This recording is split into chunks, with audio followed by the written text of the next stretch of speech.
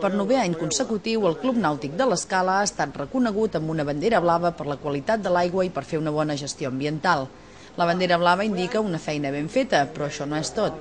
Aquest 2009, l'entitat esportiva ha rebut també la certificació de dues normes més, l'ISO i l'EMAS. Molt contents perquè per 9è any consecutiu ens han atorgat el distintiu de la bandera blava.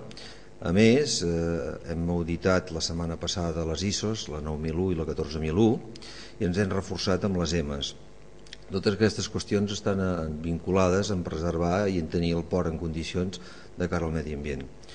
Per nosaltres és un orgull perquè a nivell de ports portuaris de la zona aquests distintius són dels capdavanters i bé, dius que seguirem treballant amb aquest objectiu de tenir un port net amb uns serveis aptes i que la gent s'hi senti a gust i content.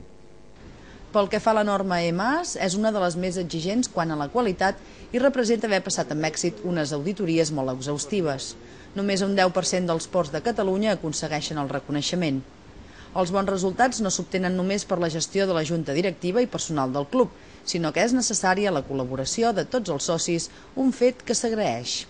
En relació al tema del certificat aquest nou que hem tret enguany de les EMAs, és un repte de gestió en quant al medi ambient que implica no simplement la junta directiva, que té molt clar l'objectiu de preservar el medi ambient i el personal del club, sinó també el mateix soci, el mateix transunt i usuari.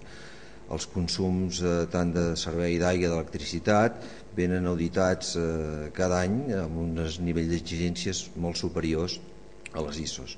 Aleshores, és per nosaltres un orgull que el Club Nàutic de l'Escala sigui un dels pocs ports esportius que tingui aquest certificat de les EMAs i tant la junta directiva com el personal i el soci i el transunt hem d'estar molt orgullosos. Una bandera blava onejant, un senyal de bona gestió i de qualitat que dona prestigi al Club Nàutic de l'Escala.